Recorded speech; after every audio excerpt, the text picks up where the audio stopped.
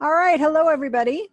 Hola, buenas tardes. We're going to go ahead and start class. Vamos a empezar la clase. Last week we covered numbers. La última semana estuvimos discutiendo los números. And if you remember 2 weeks ago, we Y covered si the se alphabet. acuerda, hace 2 semanas estábamos discutiendo lo mismo. So tonight we're going to incorporate those elements into basic conversation. Ahora vamos a hablar de la conversación básica. And thank you to our interpreters for being here. Y muchas gracias a los intérpretes por estar aquí. Now, I mentioned before that people in the deaf community typically have a sign that represents their name. Les he explicado que antes las personas que son sordos tienen un símbolo de su nombre. So my name in ASL is represented with an E on the chest like this. Mi nombre se representa con una E, así. Now we're going to talk about basic greetings when you meet a deaf person, how you should start that conversation. Ahora vamos a hablar de cómo se comunica y se introduce usted con una persona sorda.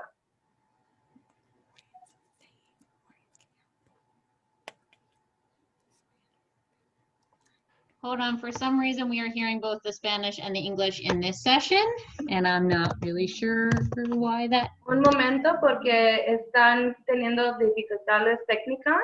Pueden oír el intérprete en inglés y español, y están tratando de arreglar ese problema. And so while we have Giselle in this session, if anybody needs Spanish, we're going to click the globe at the bottom because I'm going to switch her over to the separate audio channel.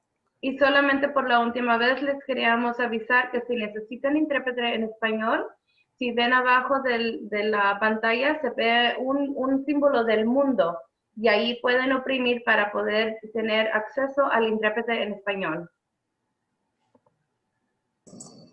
Is Edna trying to test us? Is that what that is? ¿Están tratando de hacer un examen? I don't know why it's fighting me.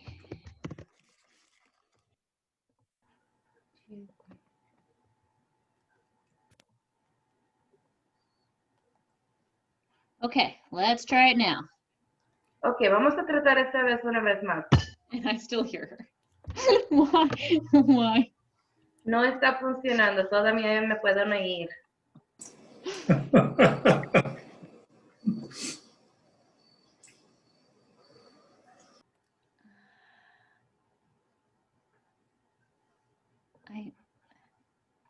Is it a Zoom thing? I'm not really sure why.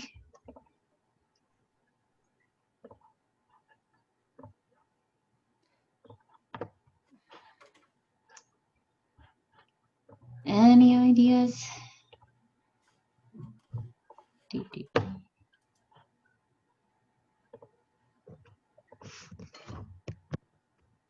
We had it working before, and yet nope. No, I think it's working, Jen. Oh, there we go. Okay. Yeah, I think we're good. All right. I think I needed to click. She was like the second interpreter, and I think, okay. So I think we're okay now. All righty then. Proceed as planned. Thank you, guys. Sorry for the delay. Sorry, I'm negotiating with my son who wants a second cookie, and I'm holding strong that that's not going to happen this evening. So, okay. So when you meet a deaf person, how do you initiate that conversation? Typically, conversations start with a greeting, something like this, which means what's up? What's up? How you doing? How you been? So this is what's up. Another way is by starting off with how are you? That's another greeting. We don't spell R, you just do how you. So what's up is one option. How are you is another option. Or this, do, which basically means, what are you up to?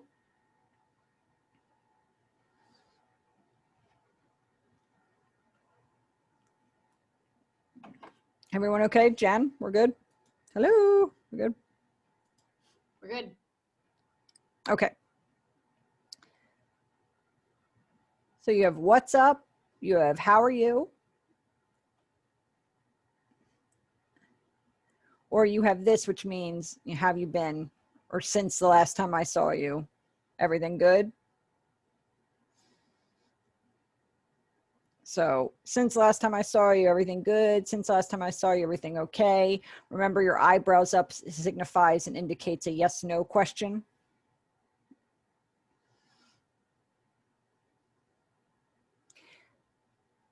How you would respond to that would be something like this: I'm fine, or I'm good.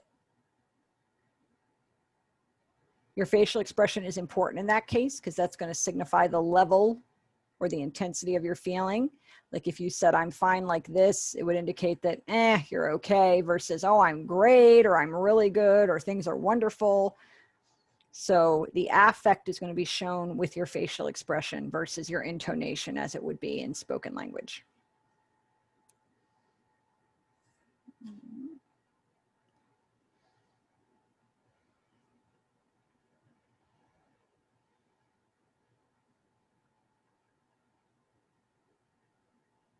Okay, I know you guys are from a variety of different cities.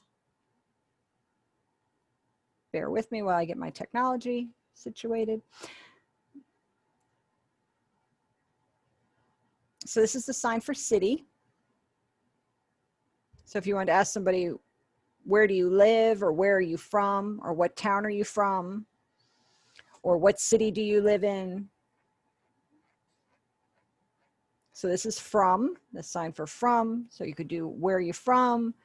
What city are you from? Where do you live? Notice when you're asking a WH question, you can either start with the WH question and repeat it at the end, or you could also grammatically say the WH question at the end. You would put the noun first, which would be glossed city what, or city where, or daughter where. Typically you put the noun before the WH question, and you make sure that your eyebrows are furrowed because that indicates and lets the person you're talking to know that you're asking a WH question. For example, so this is confirmation. You're from Chicago, right?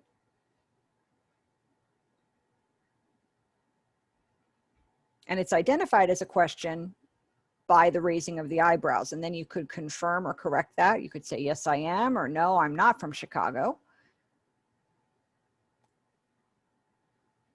I'm actually from Maryland.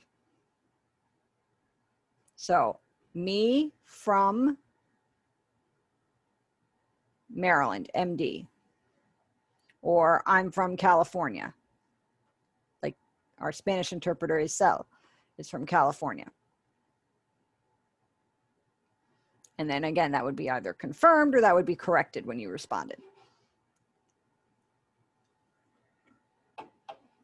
Now, if you look here highlighted on the PowerPoint, yes or no, you're going to respond in that way. And then if you're confirming, you would say, yes, you're right. This is a sign for right, as in correct. This is a sign for wrong. So you would sign, yes, you're right. I'm from California.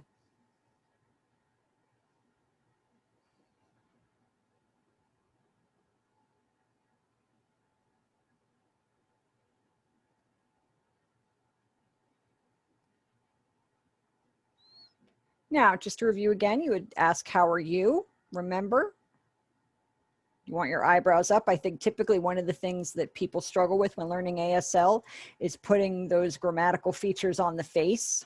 It's more than just the hands when you're using sign language. So asking, how are you, with your eyebrows up, and then responding with an I'm fine, or I'm great, or I'm just okay. The sign for tired. And again, the degree is going to depend on what you do with your face, but this is a sign for tired. This is very tired. This is exhausted. Notice I'm exaggerating the sign. Versus, just a little tired. Or I'm not tired.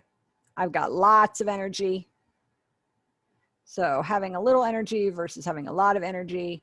And then again, the degree or the level is signified by the size of the sign and by the facial expression. Next one, this is happy. So how are you? I'm happy. I'm happy. I'm okay. This is good versus I'm really good. Things have been great. Everything's wonderful. Next one on the PowerPoint. My son, for example, is hungry and he wants cookies, chocolate chip cookies. So hungry. And then the last one here on the slide, somebody asked, how are you? And you can say, this is the sign for busy right here, busy. Or you can finger spell it, lexicalized, B-U-S-Y.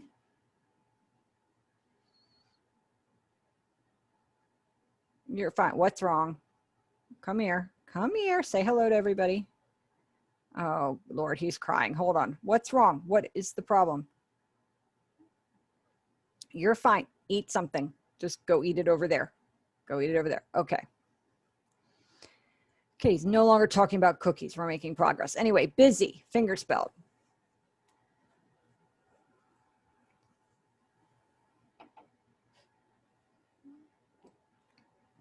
Okay, now we're going to take a minute to review from last week and from the week before.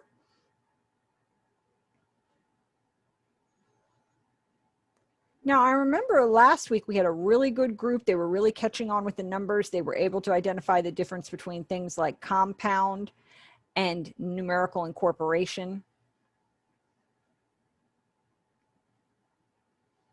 So let's start here at the top of our slide. Cardinal numbers are your counting numbers, 1, 2, 3, 4, 5, so forth and so on. Let's go up to 10. 1, 2, 3, 4, 5, 6, 7, 8, 9, 10. Okay, those are just your simple basic cardinal numbers. Next, this is a little bit more complicated. If you're talking about something like birth order, you would say first, second, and third. Or first place, second place, and third place, and fourth place, so forth and so on. If you're talking about baseball and you're referring to first, second, or third base,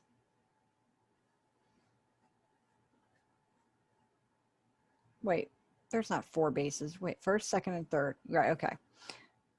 So those are your ordinal numbers. If you're talking about age, this is the sign for age or for old. I don't know if you guys remember that. That's derived from the French.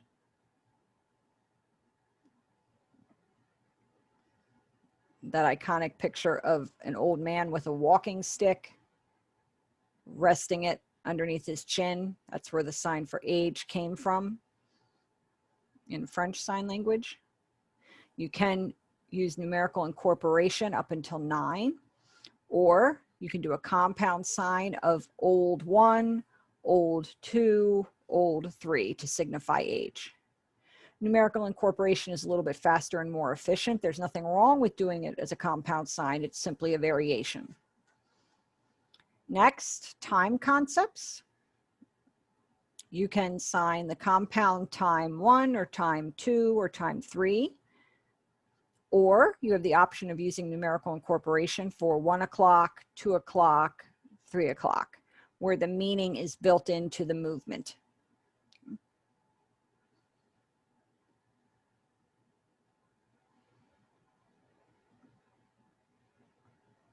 And I could lecture all day about time signs in terms of tense.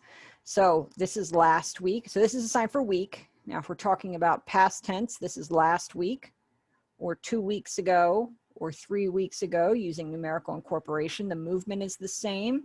You just change the hand shape because you're incorporating the number of weeks. And I remember some of you were a little bit stumped with the rules for money, which can be somewhat complex. Anything less than 99 cents, you're going to make it a compound sign and include the sign for cents. $1 to $9.99, you don't use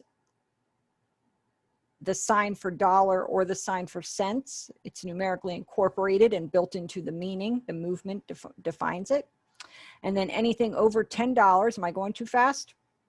I'm not sure if I'm going too fast, okay. I'll try and slow down. Anything $10 and above, you will use the sign, the number, and then the sign for dollars, and then the sign for cents. Height. Okay, actually derived from your typical, the way that they measure height in a doctor's office. This is a sign for measure. This is another sign for height. You don't have to sign height. It's built in to the palm orientation. The palm orientation faces you, which automatically signifies that we're talking about height.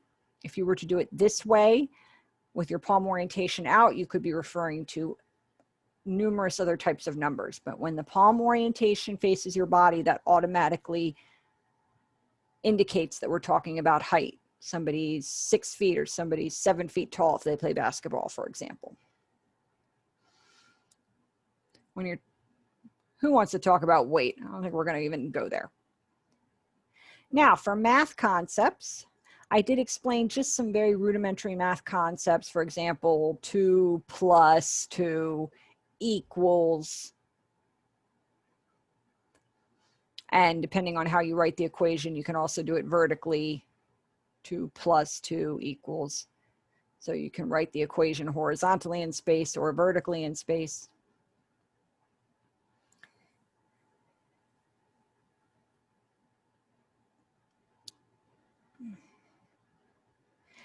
So for dates, if it's the 1st of July, sometimes you can sign first as if it were ordinal. Sometimes you can just sign 1. So July 1st, trying to think now, July 3rd. Would you say the 5th of May? What's the day that, May 5th? What? I'm trying to think if that's, I always get that wrong. That's a Dia de los Muertos, but the 5th of May, May 5th. Okay, so you can go either way with that.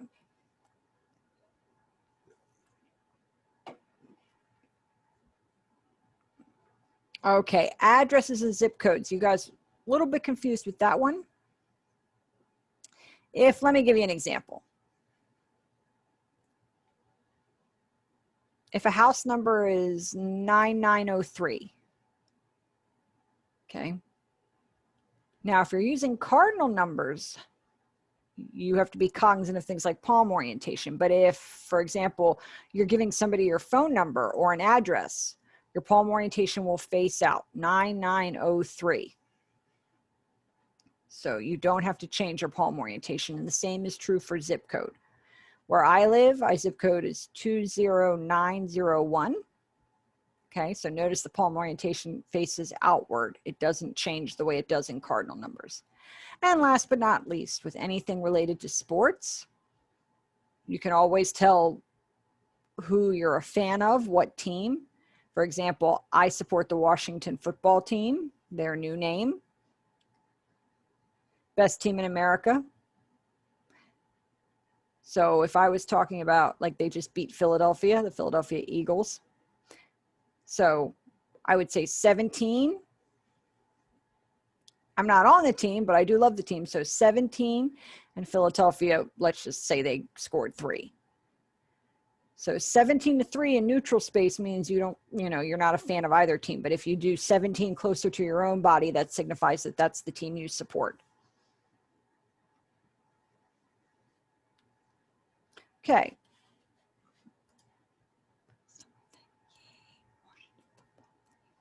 And yay, glad to see that we have some other Washington fans in the house. We won. My mom watched, I missed the first 2 quarters, and she was telling me it was like we were 0-17, and I think we ended up, what, at 24-17? Was that the final score? Somebody tell me.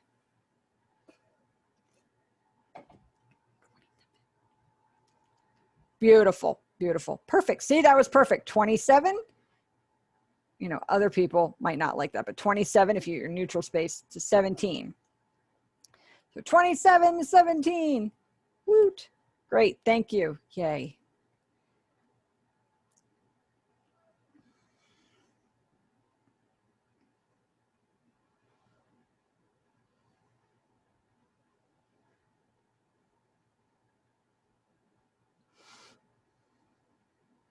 Okay.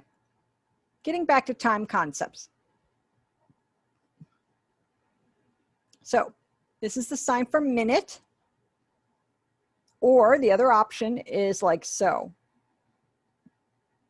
For example, how many minutes, or 2 minutes, 3 minutes, 4 minutes, 5 minutes, so forth and so on. Or you can do it against a flat palm. Hello. What's up?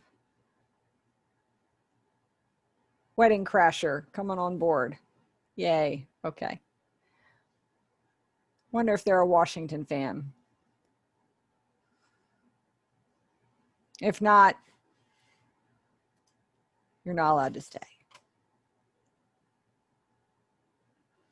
Okay.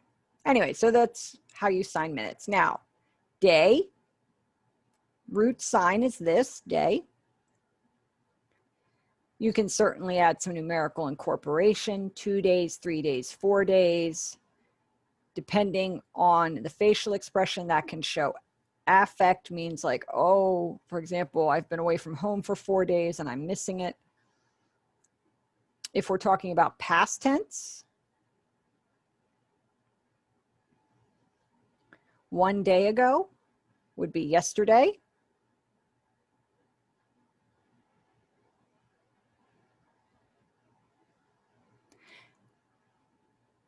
Now, last week, I remember we were having a conversation about this hand shape, and it's derived from France. You can blame France for everything. This is the hand shape. This is the sign for 1 in French. So it used to be a compound sign, 1 ago. And then over time, over the years, it evolved into this. Okay, the sign became much more truncated and streamlined. This is 2 days ago. Instead of saying 2 days ago, this is much more energy efficient. You can also do 3 days ago. And you don't go beyond that. You can pretty much use this for up to 3. And then after that, you would do a compound sign. We're not going to get into future at the moment. Moving on to weeks. I just want to be cognizant of the time. Okay, so the root sign is week. This is a sign for week. If you're talking about 2 weeks, how would you do that? If you're going to numerically incorporate that, I'll pretend that I can see everybody and everybody's doing it correctly. 2 weeks. 3 weeks would be like this. You could do 4 weeks. Typically at that point, you would just sign 1 month. If we were talking about past tense, a week ago,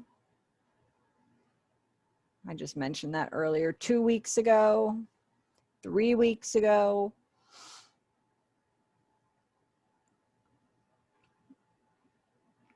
Now for future tense, which is in front of the body, 1 week from now is a little bit tedious. 1 week later, for example. So this is much more streamlined. You move forward a week from now, 2 weeks from now, 3 weeks from now. Now, for some reason, I forgot to include months on this slide, but we'll talk about months. The root sign, let me change my position here so you can see, this is month. Okay, so next month.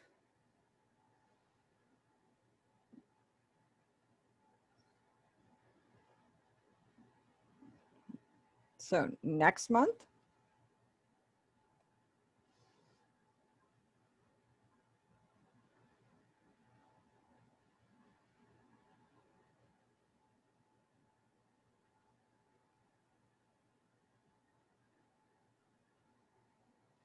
This is the root sign for year.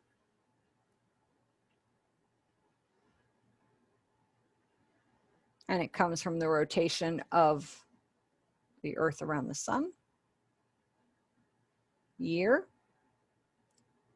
1 year, 2 years, 3 years, and so forth and so on. Everybody good? Following along, so okay? So now, notice the difference here. 1 year ago, 3 units there, versus a year ago or last year. It's a more integrated movement.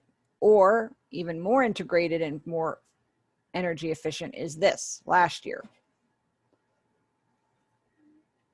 2 years ago, 3 years ago.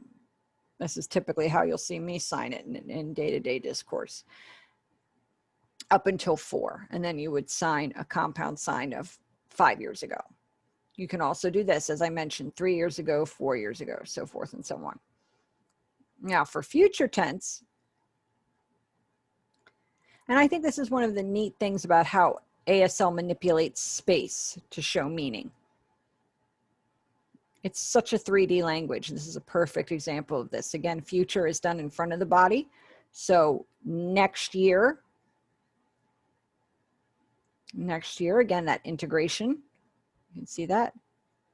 2 years from now would be like this.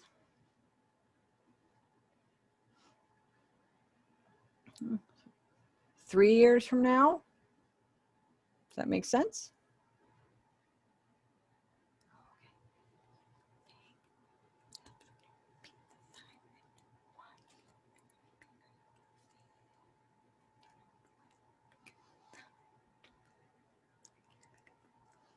Sure, we can certainly. Do you want me to go back or just, yeah.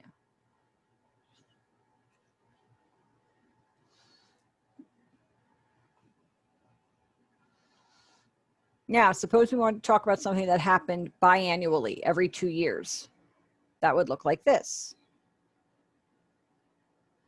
Or every 4 years, for example. Like, for example, the Olympics are every 4 years. Okay, we've talked about time in terms of the clock. If your kids go to bed at, for example, 9, there's that numerical incorporation, 9 o'clock. If it's on the hour, it looks like this, 9 o'clock.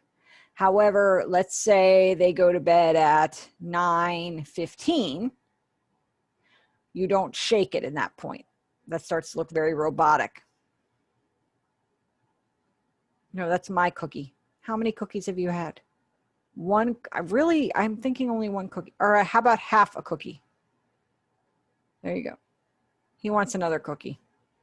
He's like the cookie monster. This is my, oh my goodness. They're all fighting over cookies. Okay. My goodness. My 5-year-old. Okay, anyway.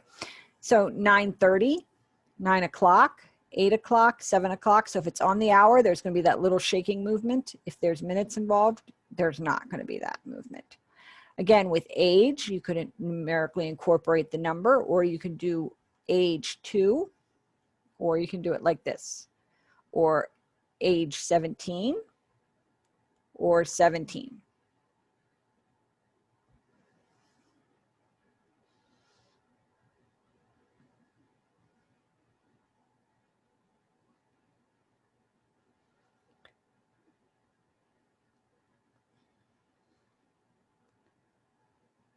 Ugh, math. Okay. Okay, we can take a pass on the math. Yes. Thumbs up. I feel like you guys probably should review math for the kids. Okay, we'll just go over just what we have here on the slide, give you some of the basics. My mom majored in math in college. She loves numbers. She'd be angry with me if I skipped the math. I am not a math person. Okay, so math, M hand shapes like this, math.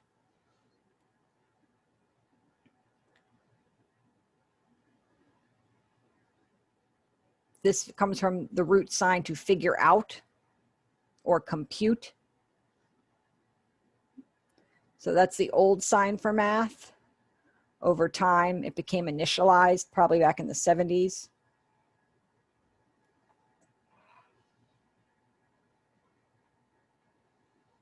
Okay, addition. To clarify, the verb to add, the movement happens once. So this is add. That can be done either vertically or horizontally. However, addition, which is a noun, there's a repeated movement. You do it twice. And that's typically done horizontally.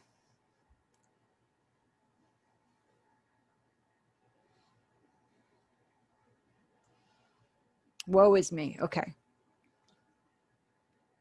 Subtraction. Again, if it is the verb form, to subtract, the movement happens once. To take away is the gloss of this sign. Subtraction, the noun, you repeat the movement twice.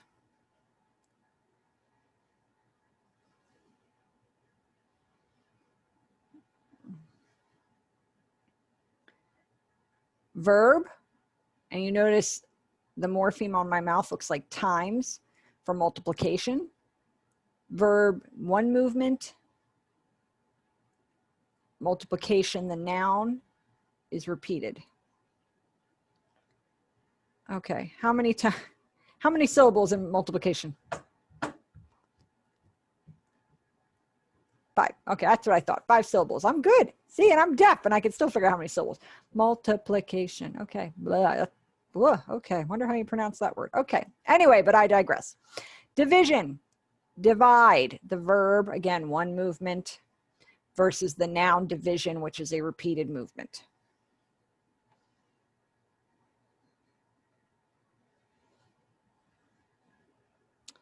Fraction.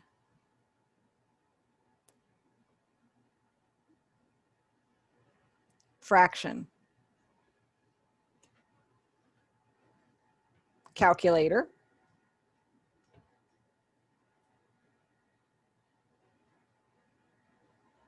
My favorite when I was little, I would, you know how you could on the calculator do, if you did 43110 and turned it upside down, it would spell hello. That was one of my favorite things to do when I was little. Count, counting. It used to actually be coins.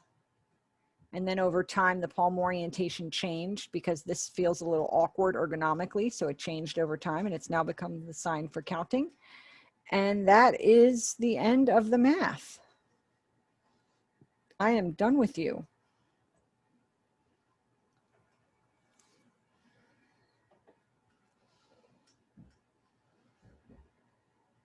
Okay. This isn't the best picture in the world, but who can tell me how many red cars there are? Off the top of my head, subitizing, how many red cars do you see?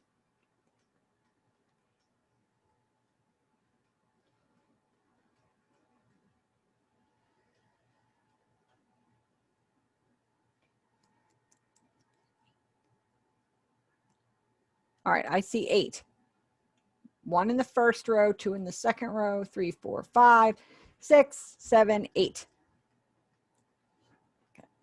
8 cars.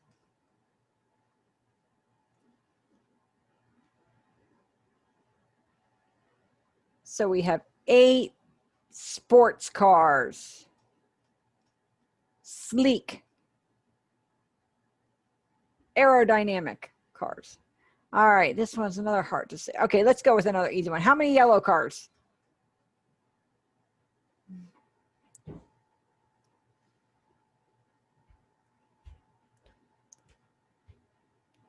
Okay, 1, 2, 3.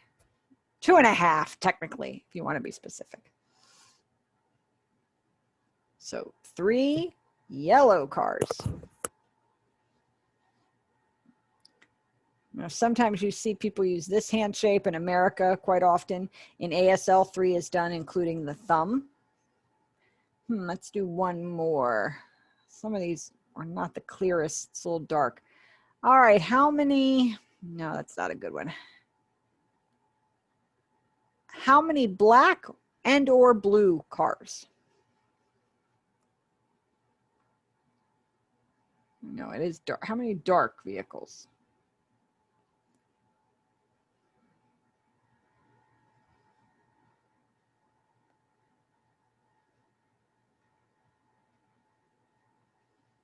I see 2 or 3, depending. 1, 2, 3.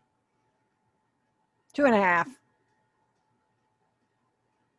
Can you move, please? Okay. All right.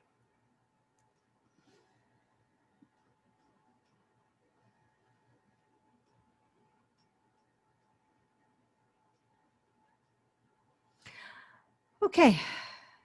Now, right here, you see this little piece of the slide? How many planets? How many planets do you see? Now, I'm not talking about what you learned when you grew up in school. How many planets do they say there are now? Back in the day, how many were there? Let's start with that. 9, right? Now, how many planets are there? That's right, there are 8 now.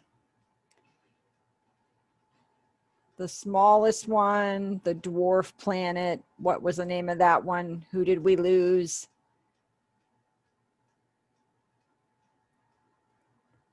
That's right, Pluto. Plus there's actually 2 other dwarf planets. There's actually 3 dwarf planets and 8 regular sized planets. So perfect, very good.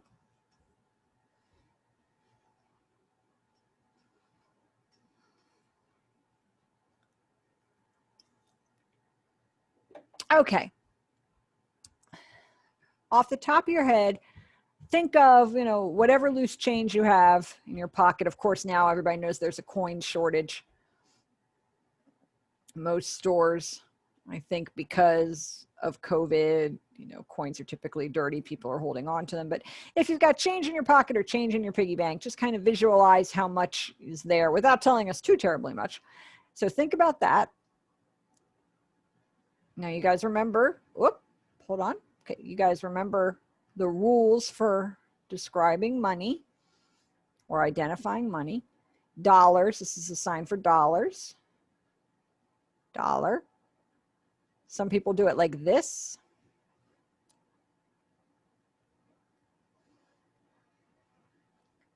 I think these are the only 2 variations that I'm aware of.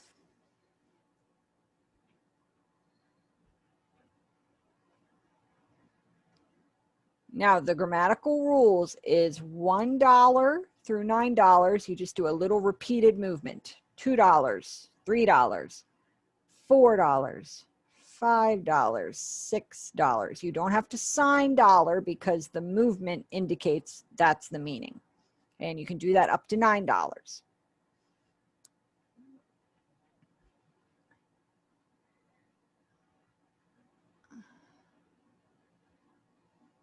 And the technology is not cooperating with me.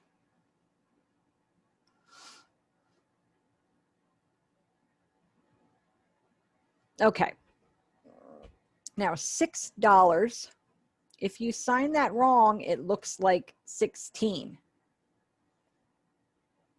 So it's important that you're rotating towards your body. You have to make sure that you're doing the movement correctly. $6, $7, $8. The rotation moves towards your body counterclockwise, okay?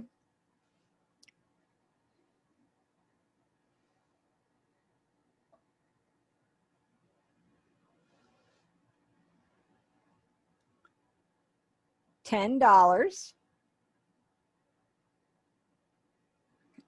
So with the starting at 10, you add the sign for dollars. $11, again, a compound sign. $12, $13, $14, $15. Everybody with me? You need me to repeat that? Okay.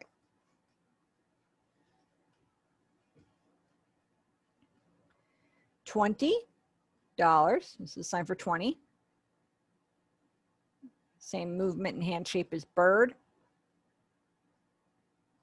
Pollo, chicken. Trying to remember my Spanish. Okay. $20. $25. Another variation of that is 25, like so. $30, 30, 30.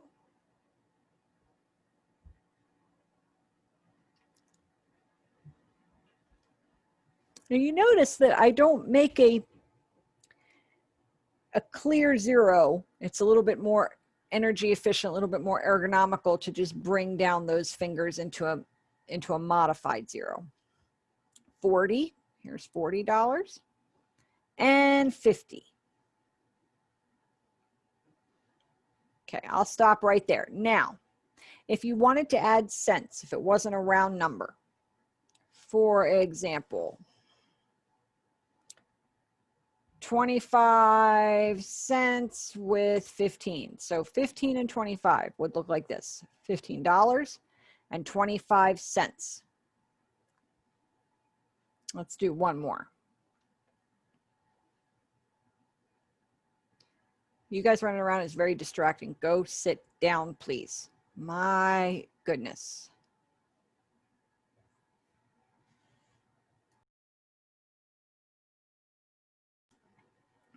Okay, here's another one. $12.44. So $12.44.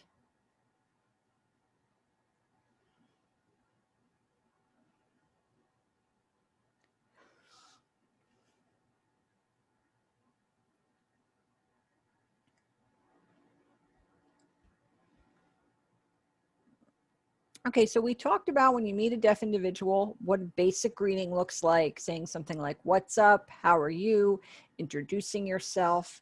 The next part of the conversation is, suppose the deaf person signs too fast and you don't understand them. What are some discourse markers you can use to help clarify? First one, this is the sign for repeat or again. So could you say that again, please? Or could you please repeat that? The next one is I don't understand, compound sign.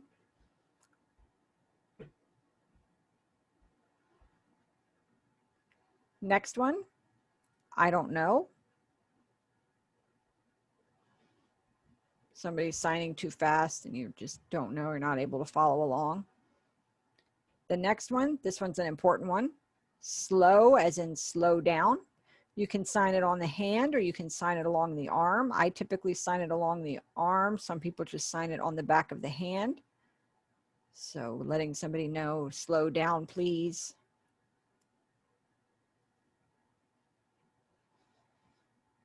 This sign, which would be glossed OIC, this is very important in terms of being a discourse marker. It shows interest or it shows disinterest. If you do it like this, you're not really interested. You're kind of marking time. You're trying to wrap up the conversation versus really showing interest, like, really, that's fascinating. It's the equivalent of almost like a verbal filler. It's back channeling, letting the person know that you're following along. And then this last one, this is a directional verb, or it can be done in neutral space. In neutral space, just the word help looks like this. If it's done directionally, like for example, if I don't know what you're signing, could you help me? The movement is in the direction of what's being acted upon. So could you help me?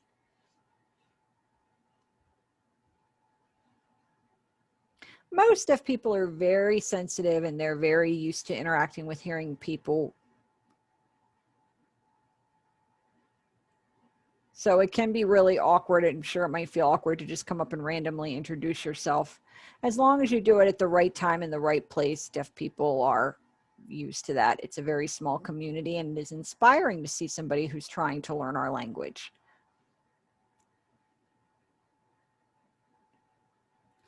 I think it's a different story if you come in and try to interpret, for example, pre-COVID, you know, going to McDonald's and a person coming up to me and offering to interpret, and yet all they know how to do is fingerspell.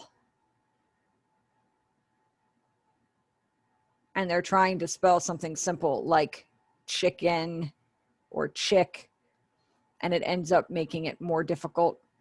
If they're just coming up to say hello, that's perfectly acceptable, but don't volunteer to interpret, I guess, is the best way to explain how to interact with deaf people. Okay, trying to practice my Spanish. So, it's buenos dias, I think. Buenos dias, is that good morning? I'm so lame, I know, I'm done. I'm gonna stop trying now, okay. So good morning. Let me do it from this angle so you can see. Good morning. Make sure that you use all the correct parameters for that sign. Here's good afternoon. Your hand is following the path of the sun across the sky. So this is good afternoon. And then you have good evening, because the sun is setting at this point.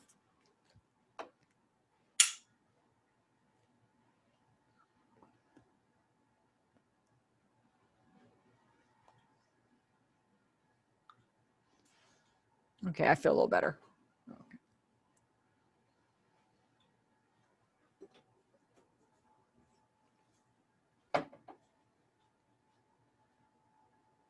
Okay, next, let's talk about feelings related to emotions. So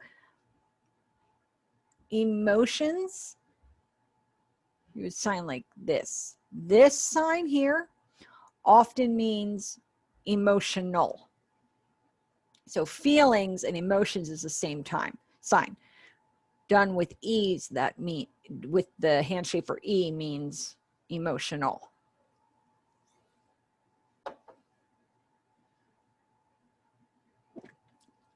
Okay, it's very cool. ASDC actually has this visual on their website. I'm not going to go through all of these. I'm just going to pick a few. Okay. So the first one, happy. This is the sign for happy. And remember, the degree of happiness, the affect is shown with your facial expression. Sad versus really morose versus just a little down. Now, two signs I want to clarify. Mad, the sign for mad is done with one hand typically, like this. Angry is done with two hands. Same hand shape.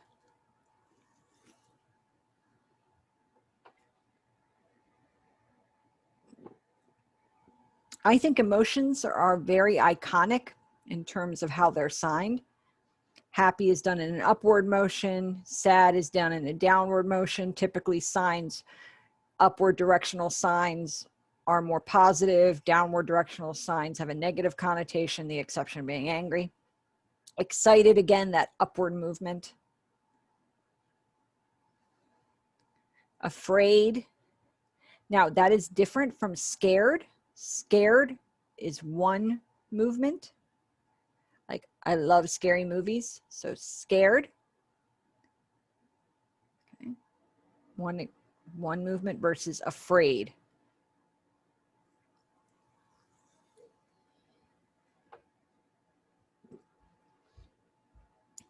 Shy.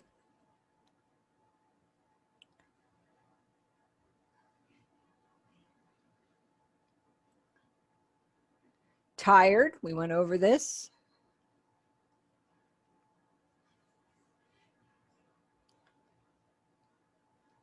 I hope you guys are not bored.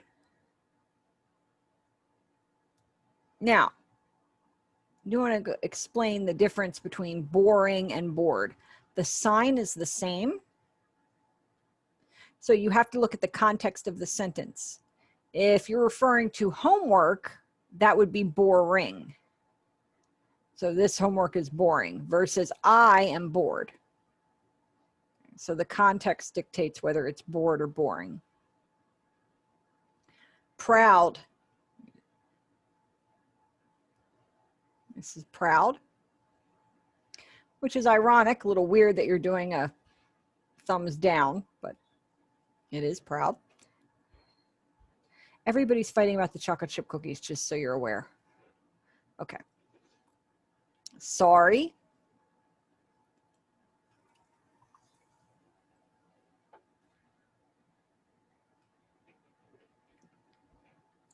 Surprised. Now, as in the noun, like I have a surprise for you, you can also use it that way. So surprised.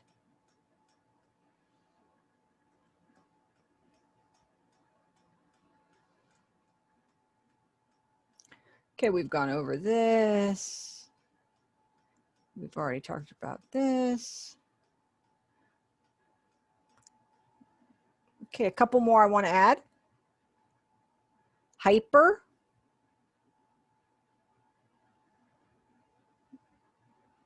Okay, hyper.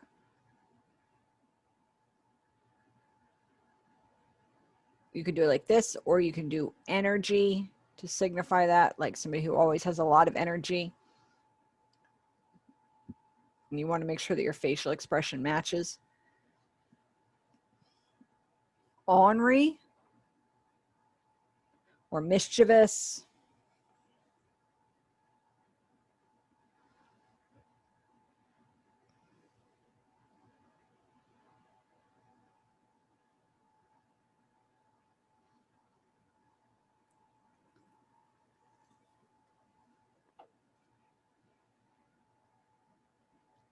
Okay, if you're talking about personality,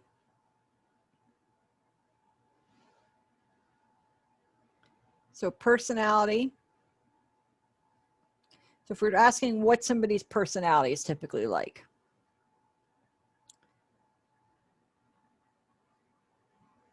you see down here at the bottom, and you're naming two traits, you could say something like, oh, I'm typically, or my personality is, could be described as silly and moody. Or you could maybe add, I work hard, or I'm very lazy, or I'm silly and moody and lazy, or I'm very hyper.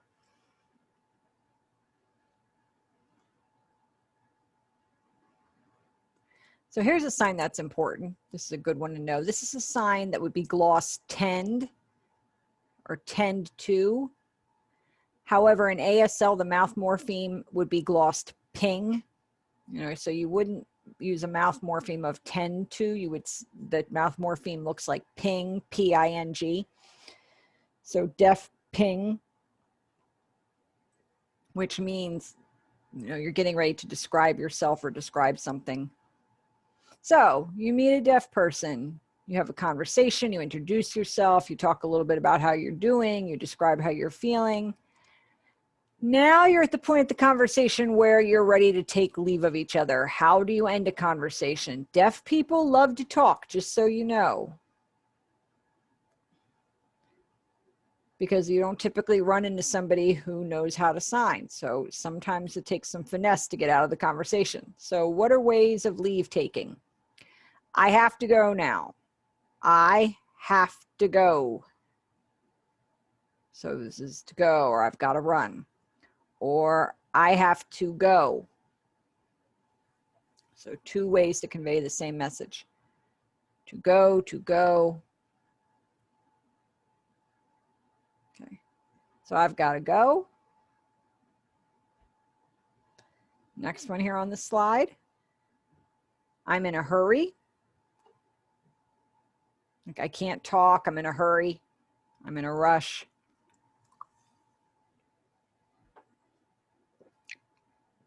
I think deaf people do have an advantage because we can just not make eye contact with somebody. You don't have that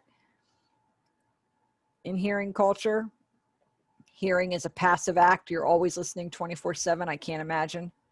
I'm sure as a deaf person, we sleep better because you can never really turn your ears off, where we can just avoid somebody by not making eye contact. Okay, next one. Nice chatting with you. It was nice chatting with you. Or good to see you. That's a cue that we need to wrap up this conversation, and hopefully the person that you're talking to can take the hint. Sometimes they can't, and you really have to kind of be a little bit more frank and a little bit more direct and say, I really got to go. This is another very common one that you see. See you later. See later. See you later.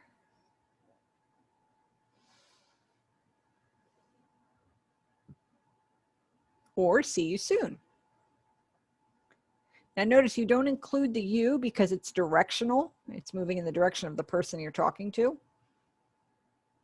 Okay. So see, the you is implied with the direction, and then you add the sign for soon. So see you soon.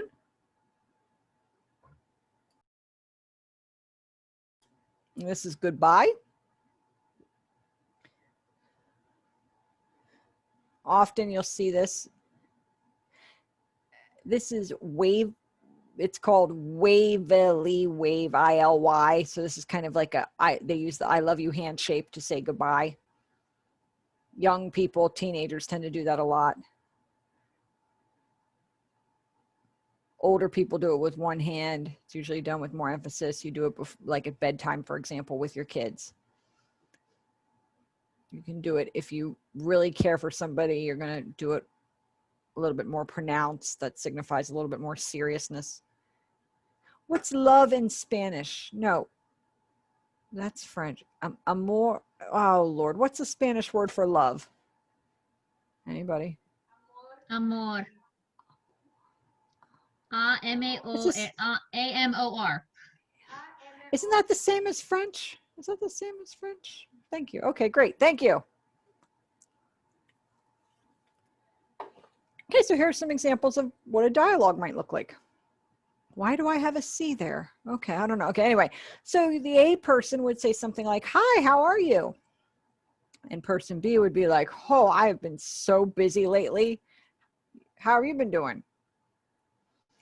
And person A would say something like, oh, I'm good, a little tired. You want to come meet my friend? Shelly? Oh, okay. Hi, Shelly. How are you? And Shelly says, I'm good. Real nice to meet you. So that's what a typical turn-taking exchange might look like. And pointing is okay within deaf culture. It can be considered very rude in hearing culture. Parents are often scolding their children about pointing. However, in deaf culture, we typically use that. We use, it's called a reference point to signify where somebody is or talk about who we're referring to. It can be used as a pronoun like, oh, 11 o'clock over there, and it's more acceptable.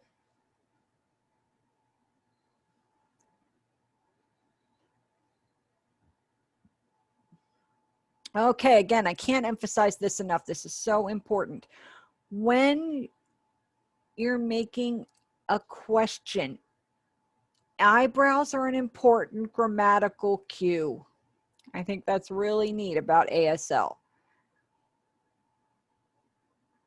Yes or no, or closed questions are indicated with eyebrows being raised. Do you want ice cream? So when eyebrows are up, it indicates a yes or no question. Yes, I do want ice cream, or no, I don't want ice cream. So what is done with intonation in spoken language, typically your voice goes up if it's a question, takes place with your eyebrows in ASL. Now, if you're asking what kind of ice cream, for example, your eyebrows go down because that's now a WH question. So it is indicating you are seeking a different kind of response. Would you like chocolate or vanilla? Chocolate or vanilla? Which? That's how you would gloss that question. And the which, your eyebrows go down. It's not because somebody's angry. It's, again, indicating to the person you're speaking to that you are asking a question. It signifies a question. So if you want mint chocolate, for example, which I personally think is delicious, versus another type. See, if you look here on the picture on the slide, eyebrows down, indicating a WH question. And you also hold the sign, the last sign in a question, you hold that. Would you like ice cream? Again, and you hold that sign until there is a response. that indicates that you're asking a question. Holding that last sign indicates that you're waiting for a response. These are all visual cues to help discourse be clear.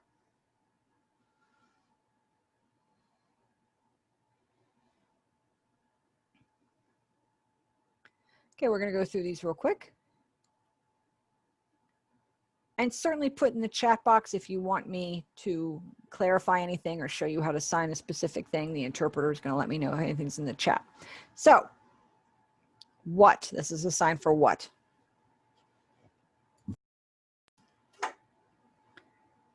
But interestingly enough, not always. It depends. Sometimes it's built into the question. So for example, this is what did you say?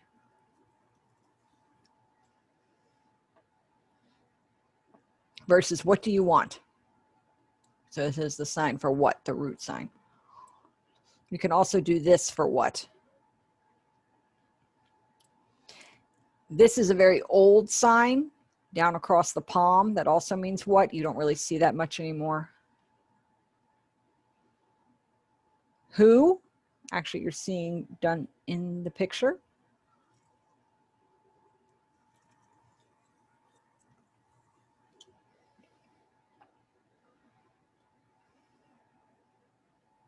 A long time ago, the sign was like this, basically referring to which person, what did they look like. This was the sign for who. And over time it evolved and got much smaller, much more ergonomical. Who? Where?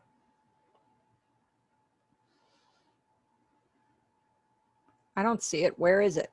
Where's the book you're talking about? Where?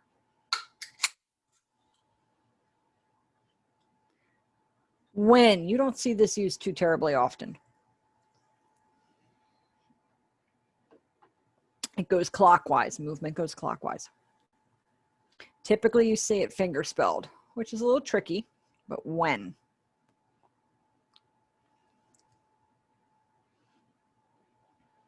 A lot of variations for the sign Y.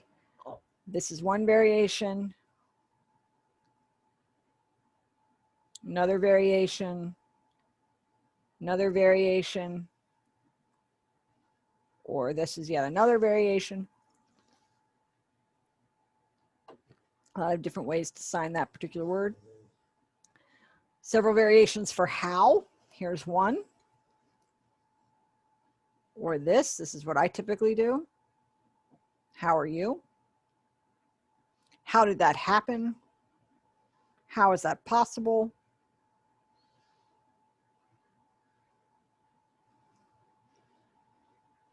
And which. Remember again from the French, this is the hand shape for one. One or one, this one or that one. Which is better, this one or that one? And over time it became the sign for which. And for all of these, you want your eyebrows to be furrowed, indicating that it's a WH question requiring a longer explanation.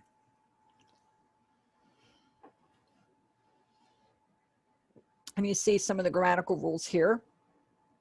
In English, you would say, who is your ASL teacher? The question, the who comes at the beginning. In ASL, you've got some flexibility with the sentence structure. It can be subject, verb, object. Okay. But like I said, there's more flexibility with the syntax in ASL. People think in ASL it has to be object, verb, subject. That's not necessarily true. You could say teacher who, you could say your ASL teacher who, or you could say who is your ASL teacher? And then you could repeat the who again at the end just to reinforce that it's a question. Typically the noun does get shift. Well, let me think about that. The noun typically goes first. For example, this would be gloss, school, where. Okay. And the eyebrows go up, showing topicalization, which that's getting, I think, a little bit too much in the weeds when it comes to linguistics, so I'll stop there. To keep it very simple, yes or no questions, your eyebrows go up, indicating it's a question, and you hold that last sign until you get a response. Okay. So are you a student?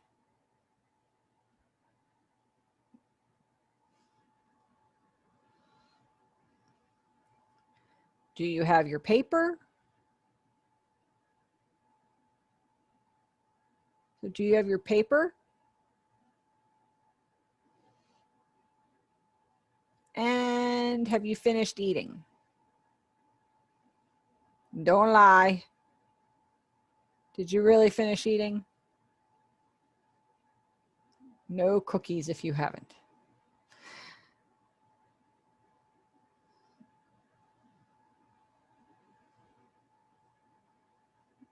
Okay. We had like 20 and now we're down to 2 cookies, that is. Okay. So, would you like to take a break now? Nope, no breaks.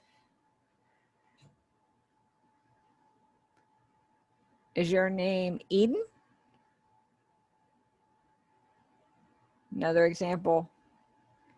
Is she 10 years old? Again, you got some options there on how you sign 10 years old. Okay. So I know no breaks. You know, if you need to take a break, just practice self-care. Get up if you need to.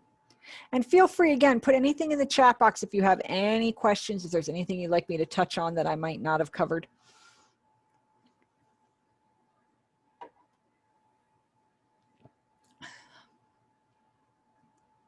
So we've talked about a lot of nouns. We're going to cover some verbs now.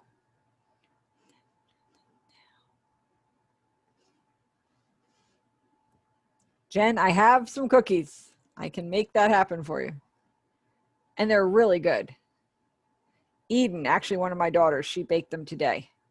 I think it's her second, third time, and she's really coming into her own with that. So I live vicariously through me. Go right ahead.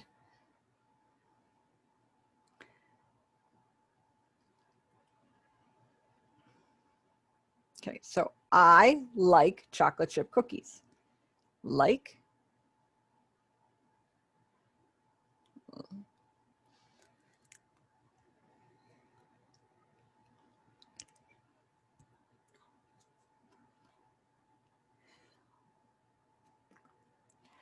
Oh, that's so cute. Their first sign was cookie.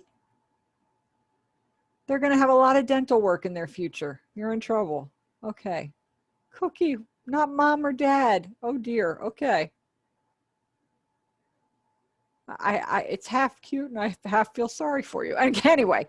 Okay. So your daughter needs chocolate chip cookies. Okay. So this is a sign for need.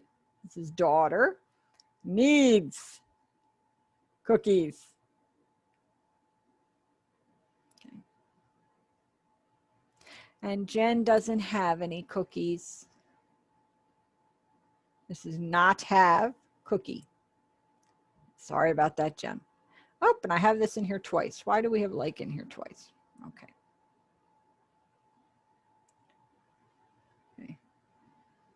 Who doesn't like cookies? So don't like cookies.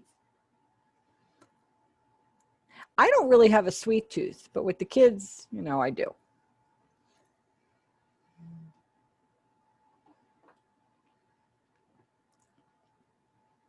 Okay, this is cheesy and lame, but for fun, just for fun.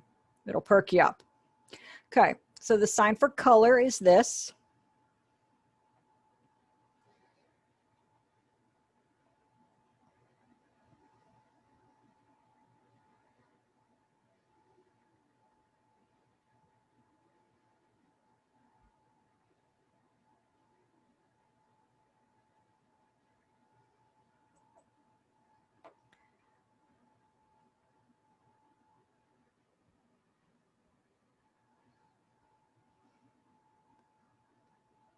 So color, color, what? Yellow. Color, color, what's the color? Green. Color, color, what? Blue.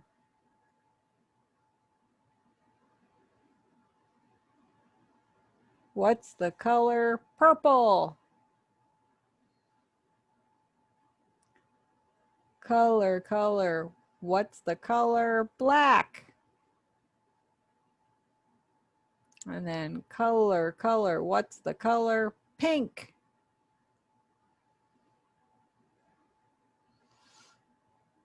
And what's this color? Gray. Color, color, what color do we have? White.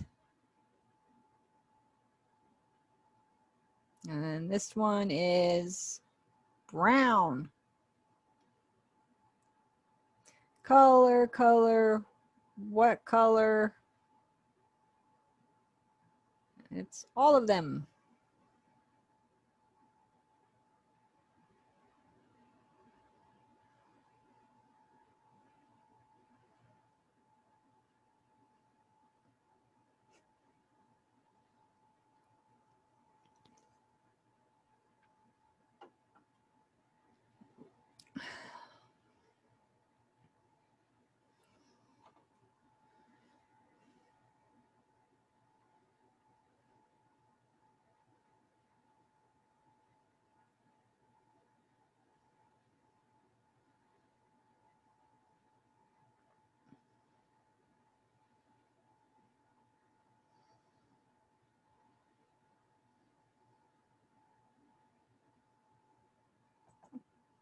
Okay, so you see they're using space. They're making it fun and very visually engaging for the kids. Color, color, what? That would be the gloss. It's almost like a poem. They're using rhythm to engage little kids. And you could add primary colors. You could do like, if I can remember, blue and yellow make what? Green, you know. It becomes a secondary color. My boy, the cookie one, during bath time, he has those, they're little tablets you put in the bathtub to change the water different colors. And we used to play that game, like red and yellow make what? And he would say orange, and just fun things, you know, and also helps you memorize all your primary and secondary colors as well. So touched on a little bit of grammar here. I know many of you might be feeling a little bit awkward because you've got a lot of vocabulary, but you're not sure how to put it all together yet. And I completely understand that. I went to France for 4 months and it was very frustrating learning to sign LSF, French Sign Language. I could kind of understand it, but expressing it was very difficult. And it kind of became a hodgepodge and a pigeon of French Sign Language and American Sign Language. And by the end of, I would say the 3rd month, I was finally starting to get the hang of it. I wouldn't say I was fluent, but I could have a conversation. And then of course, unfortunately, the 4th month, I ended up coming back home. My suggestion is just to keep practicing. And use gestures if you have to. If you forget the sign for something, incorporate some natural gestures. That's fine as you learn and as you develop your vocabulary. And you have to interact with people. You can't do it alone. That's the best way to practice. And it does. It takes a commitment. So grammar. I like. These are some very simple sentences. I like soda. I like water. I like cookies. I like watching TV. So forth and so on. I don't like. I don't like the Baltimore Ravens.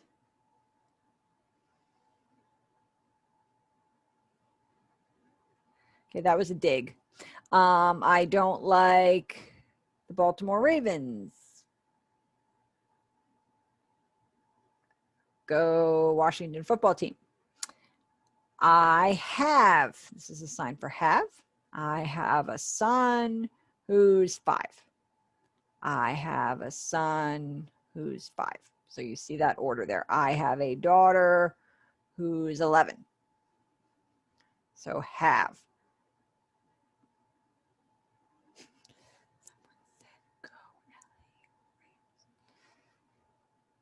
All right, I'll take the LA Rams comment. That's acceptable. Anything but Baltimore. And New England. Sorry, Ricky, but the New England Patriots, no.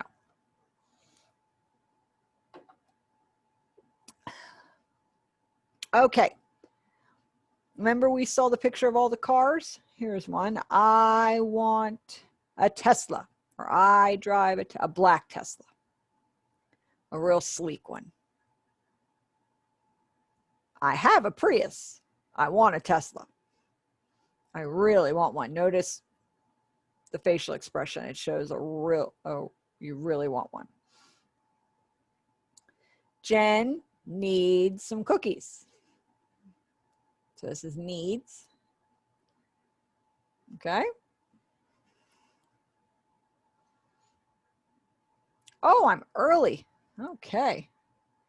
All right, so please, we'll open up the floor for questions. Is there anything? If not, we can move on to a different PowerPoint with some additional information, but any questions? Bring them on. We have more content we can certainly get into, but is there anything specifically you'd like to know? Any questions about specific vocabulary? Any signs? Is everybody ready to go make cookies?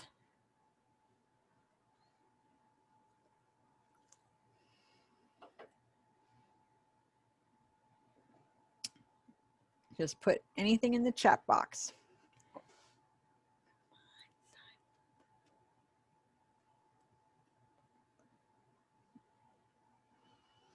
Okay. So signs for the seasons. There are 2 signs for winter. You can do it initialized with W's. Some people sign it like this.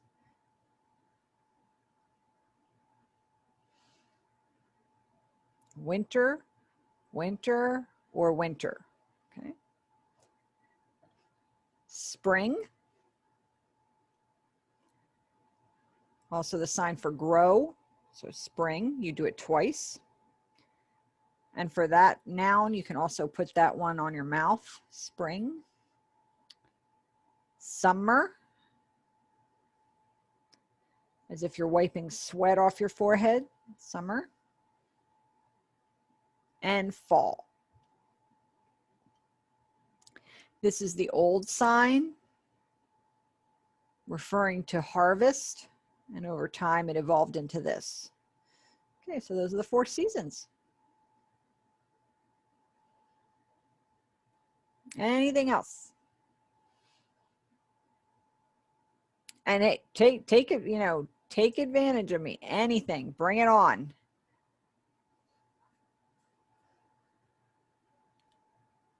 Okay, to let you know, somebody's asking about the months.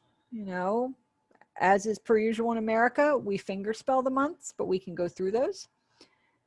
January, we do the abbreviation. You don't have to spell the entire word. So January.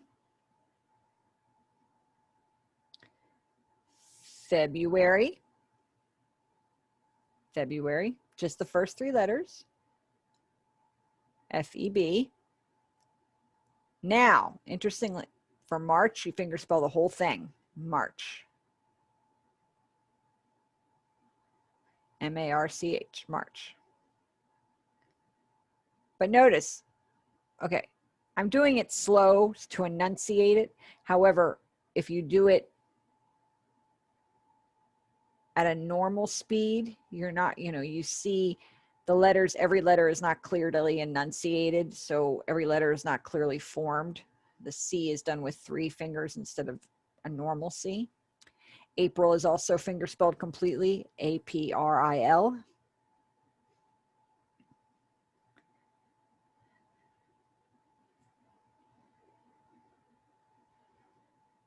Again, you want to do it just in a natural rhythm as one letter morphs into another letter. That's ergonomic. May is finger spelled out. June is also finger spelled entirely, J-U-N-E. And you're not going to exaggerate the J. You're not going to draw a J in space. You're going to just make a very slight movement. J-U-N-E. July, also finger spelled. July. J-U-L-Y. Now, August, we're back to abbreviations. A-U-G for August. September is S-E-P-T.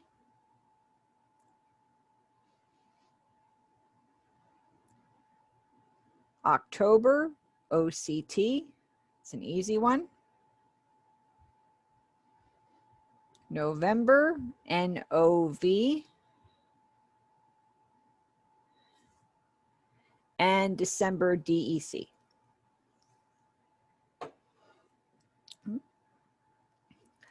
Now, there are some regional variations in New York especially. They'll sign fall for September. That's the one I can think of, but the majority of the country, they fingerspell everything. Interestingly enough, in other countries, they have signs for all the months. Somebody's asking about days of the week. So let's start with a business week, Monday. And I will warn you, the younger generations, younger deaf people have started signing it with the palm orientation facing outward.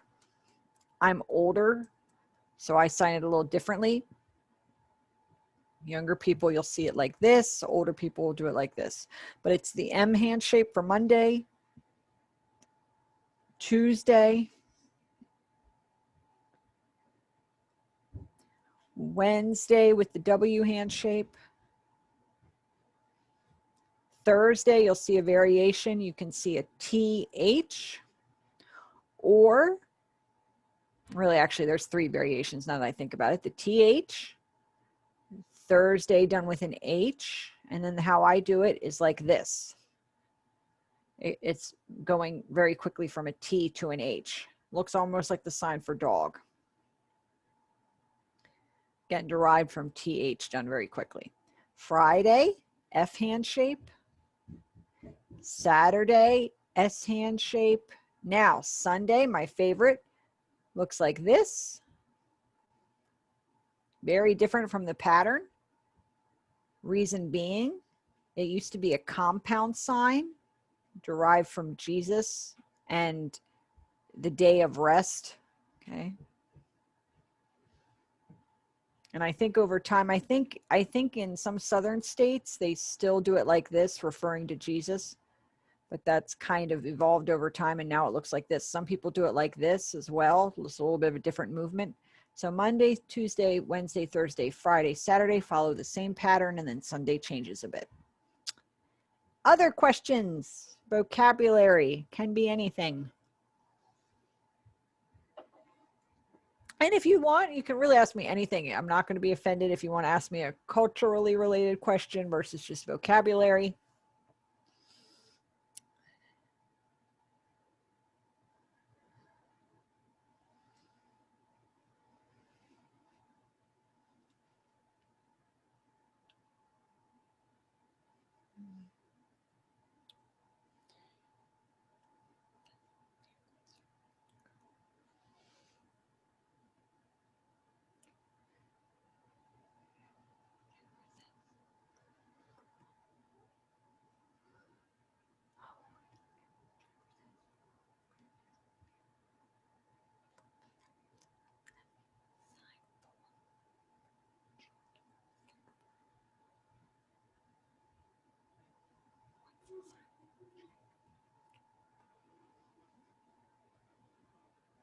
Yeah, look at the interpreter. So you could say you could say look at your schedule, depending on where your schedule is located. If it's in like a planner, or if it's a calendar on the wall, or if it's an agenda book, you would say look at schedule. Okay.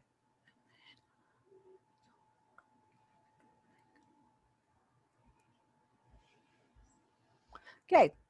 So the variations for don't like. Okay. What I'm describing now, I'm sure, you know, there are some things I didn't cover. you know, absolutely. So there's a lot of variations.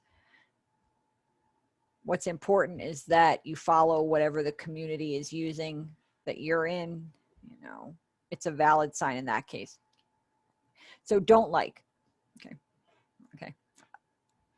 Now that I'm off my podium. So this is like, and then don't like almost looks like you're throwing it away. So you can do the compound sign of don't and like, or you can just do that one integrated sign of don't like.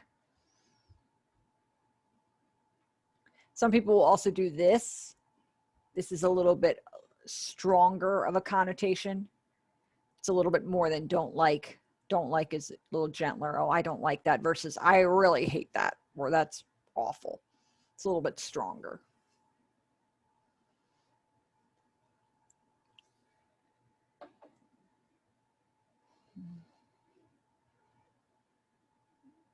Other questions?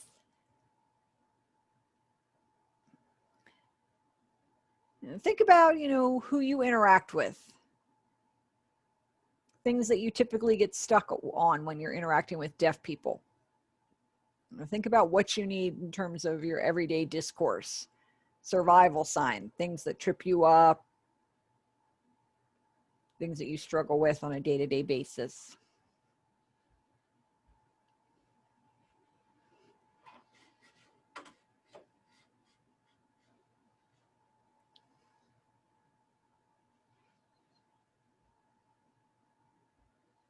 Silence.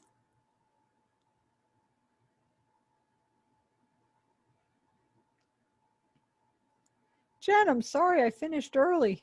We're moving right along tonight.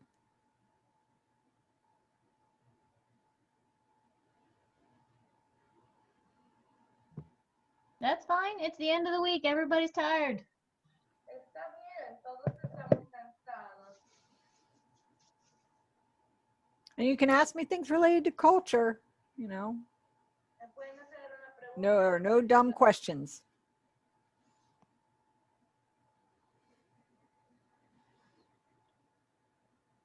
Okay, here's a sign for you. Bedtime.